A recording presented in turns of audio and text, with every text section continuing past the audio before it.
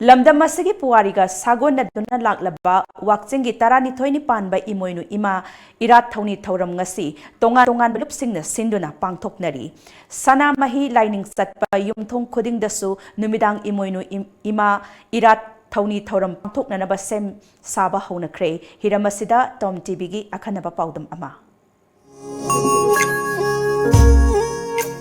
Emoinu haibadi imi oinu ina mi oiraga phangiba punsibu nuna ningthina ngak senbabu khangnei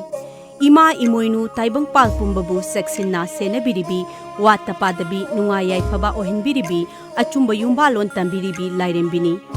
anem awang jat bizat khaidana nungsibatna mahaki oizabini ngakpi heibi thaujalgi mi engtana mahaki leking oibi imani malemgi mitei samasna ima se yumthong khudingi Punga lairuda laibiduna imung khudingbu ngakpi senbini thajanai imung khudingi nongmagi chara lorakpada ihan hanba oina punga lairuda ima Emoinu gi saruk tambagi chatnabi meitei khunaida lairai mahaki laifamni khanduna punga lairugi akoibabu luna nana thambagi chatnabi lairai matamgi ahongbana asigumba chatnabi ase kaukthokhibabu nahongnana ningsingnaba asigumba Erat Thouni Thouram asi pangthoknari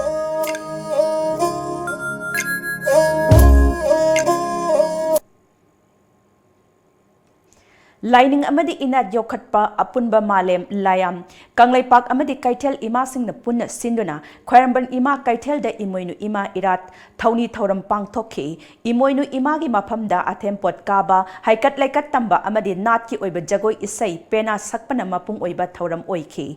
thauram aduga mari leinana layam gi thaumi singna Emoinu Ema gi thauram gi matangda wafam kaya amasu fongdokhi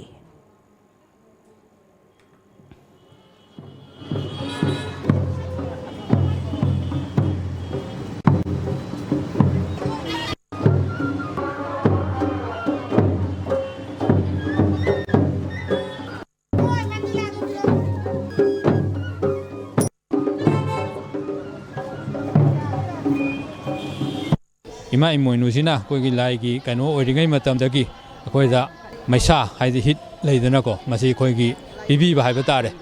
ana masi nongdon kano dagi ima sina pubiraga taibang mioi ba koida koina hingbada sangdaba yada mai heze koi yaudaba yade dana sigi matungi na imana sigumba maisa je koida bibi duna thongba thakba tambi duna koida koigi taibang migi hingnana bagi chara sindamba masi ima sina hodok piramba Singba singasibu koina ningsangduna pangthoknaba honaba thauramamni khwai miyamne Emoinu Erat nimit hairaga khangnariba nimit asida aikhoina ngasigi Emoinu Erat Thouram masi pangthokjebani masi lebak khunai asigi chaukhatpa nungaiba yaifaba chahonga hongba ubira mu haidana aikhoina imada Thouni jebagi thauram aduni masi mathang lakadoba sahi singdasu leptuna pangthokani haibase aikhoina khwai miyamgi mamamda thamjeri Poirai ithiba love bill na susinduna yumnam lekai lairembi lampakta kunthra suba ima Emoinu Erat pagi thauram kanglai miyam ga loinana pangthokli Emoinu Erat pagi thauram gi saruk ama oina khunung isai pung amadi laison tinson gi thauram ga loinana pangthokli Poirai ithiba love gi general secretary khairakpam nirmalna Emoinu Ema latpa asi ani thoktaba atopa thauram ama oibabu thagatpa phongdokpa ga loinana wafam kaya kharasu phongdorakli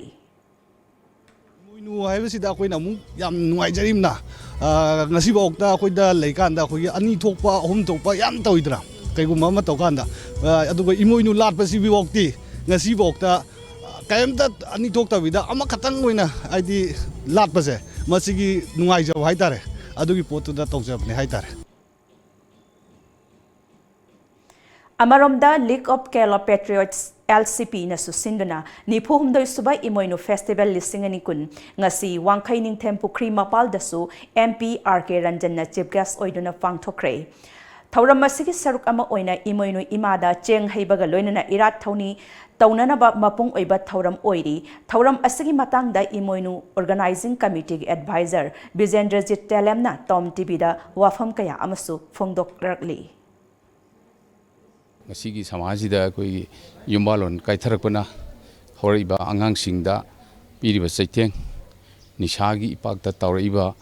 अदगी थक्सी गासी मांगाइबा मसी पुनमक्सी मरोइना हौरिबा आंगांसिंसिगी moral नत्ते कोई mama Mopa ओइबसिंगना युम्बालोन Masih काइगिबदगिनि हाइदना खोइना मपुंगोइना अखोइ मियेंसि थमजबनी कोंगबा Laishram लेकाई सौदोंपुंग लंपाक्तसु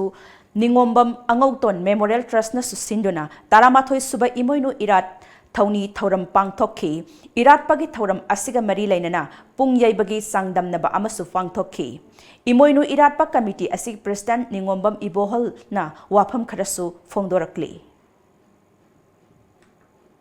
Lamdam asigi social worker amabu pokpa mapai bungogi khurai bungo dugi mingda pangthokpani adusu chahi kyagi mamangdagi pangthokpana ngashi bo pangthui ngashi su hairiba pungi combination se loirba tungda aduguma thormadu aikhoi pangthok janaba sem chajari loina na makha tabada ikhoi masigi item si losil matungda pung cholongumba sumangli rongumba ataisu tawre herga Erat Thouni Thouram se losin jagani Lamdam asigi puwariga sagonaduna laklaba wakching gi tarani thoini panba Emoinu Ema Erat Thouni Thouram ngasi lamdam asigi tongan ba mafam singda lufkana shinduna paksena pangthoknari.Sanamahi laining chatpa yumthong khudingda ngasi numidang phunga lairuda maira langduna angowanga anau apen yauna athen pot katuna Emoinu Ema Erat Thouni duna wata padaba chaukhotpa nungaiba tangdu laitaba mara chatpa khunai ama oinanaba Thouni jari numidang gi matamda mafam kayada Emoinu Ema wari liba mingkhai sak sonba amadi mai thanbagi thauram sing pangthoknaba sem sanari hiram asigi damak video journalist rolibin miyoi baga loinana paudam jari bi arunbla Times of Manipur yumnam laikai